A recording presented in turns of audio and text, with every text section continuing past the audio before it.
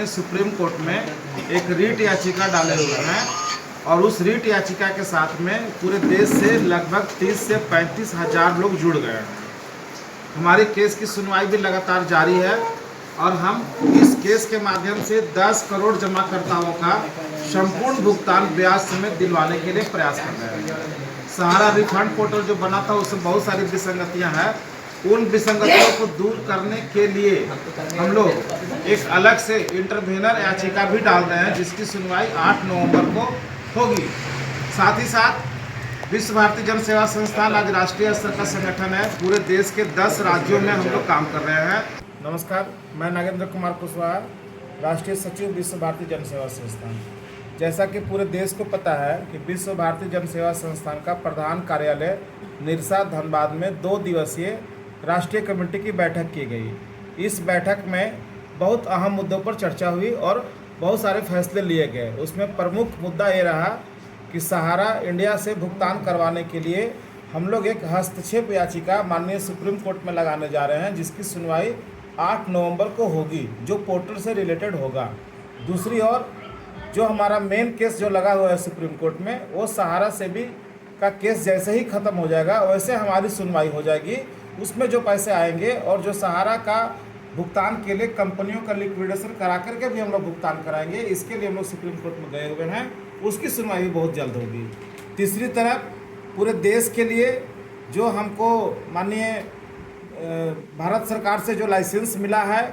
कई सेक्टर में काम करने के लिए इस एनजीओ को, उस काम को शुरू करने के लिए हम लोग बहुत सारे फैसले यहाँ पे कल से लेके आज तक लिए। उसमें कुछ प्रमुख फैसले ऐसे हैं, जैसे हमको एग्रीकल्चर के सेक्टर में काम करने हम लोग जा रहे हैं। आर्ट एंड कल्चरल के लिए एक विभाग हम लोग का बनाया गया जिसमें समीर चंद्रा जी हमारे प्रमुख बनाए गए, जो पूरे देश के लिए आर्ट एंड कल्चर का काम करेंगे। हम स्किल डेवलपमेंट के माध्यम से बहुत सारा रोजगार पैदा करने जा रहे हैं और सबसे बड़ी खुशी की बात यह है कि हम इंटरनेशनल कॉलेज, इंटरनेशनल स्कूल खोलने जा रहे हैं। पूरे देश में फ्रेंचाइजी होगा और झारखंड में उसका मेन कैंपस होगा जिसमें कि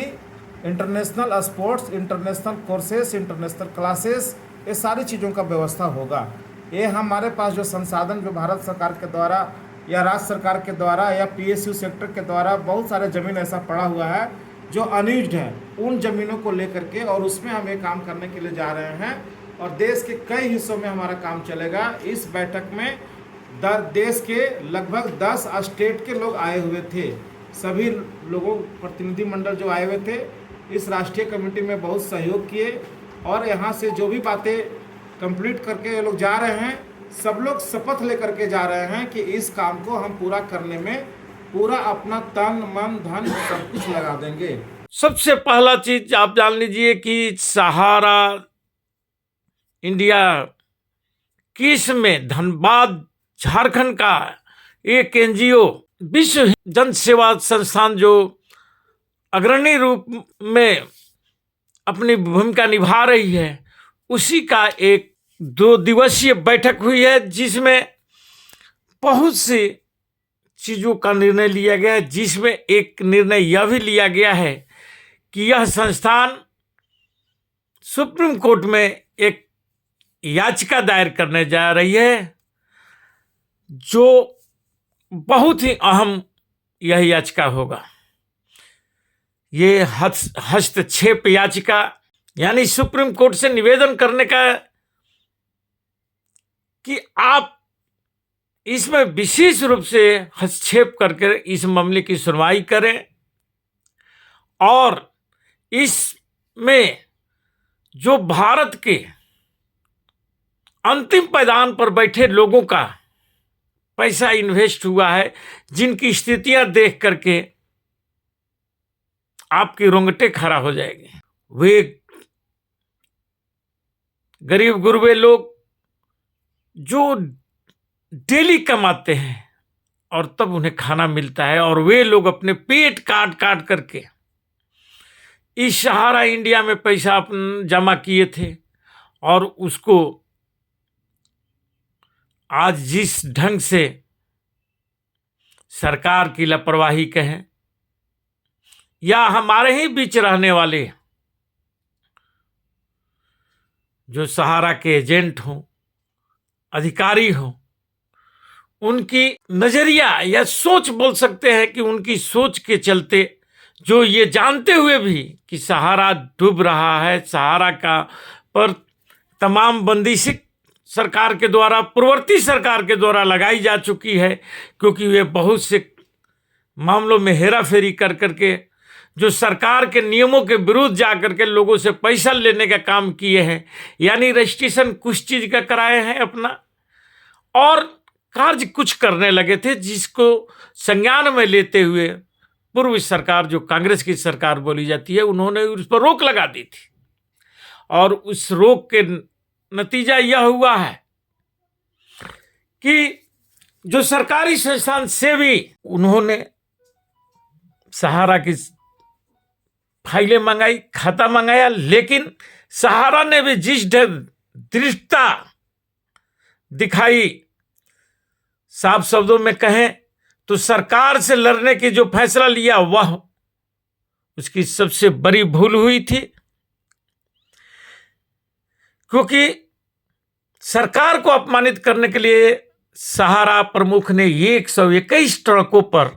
वे तमाम कागजात जो हमारे और आपके पैसे जो जमा हुए थे, उन तमाम कागजातों को वहां भेजने का काम किया था, जबकि चाहिए था कि उन तमाम जो लेखा जोखा था, हमारे और आपसे जो पैसा लिया गया था, उसका अपने चार्टर्ड अकाउंट से फाइल बनवाना चाहिए था और उन कागजातों को वहां भेजना चाहिए था। लेकिन वह काम नहीं करके वह सरकार से उलझने का काम किया, और जिसका नतीजा हुआ था कि सेबी इन जो वे 25,000 करोड़ रुपया हम जैसे लोगों से लिया गया था, वे अपने खाता में जमा कराने की बात किया, लेकिन सहारा समूह ने वह पैसा नहीं जमा किया और मात्र 15,000 करोड़ रुपया ही जमा किए, और 10,000 करोड़ रुपया नहीं जो जमा करने के कारण ही उन्हें कांग्रेस सरकार जेल में डालने का काम किया था। लेकिन उसी समय सरकार परिवर्तन होता है और केंद्र में मोदी की सरकार बनती है, और मोदी जी जो पूंजीपतियों के लिए कर रहे हैं आज भी, वह कार्य सहारा के लिए भी किए, और बगैर जमा कराए हुए पैसे को उन्हें पैरोल पर बाहर निकालने का काम किया गया, और उनको आजीवन जब तक मरे नहीं उन्हें पैरोल पर रखने का काम किया गया।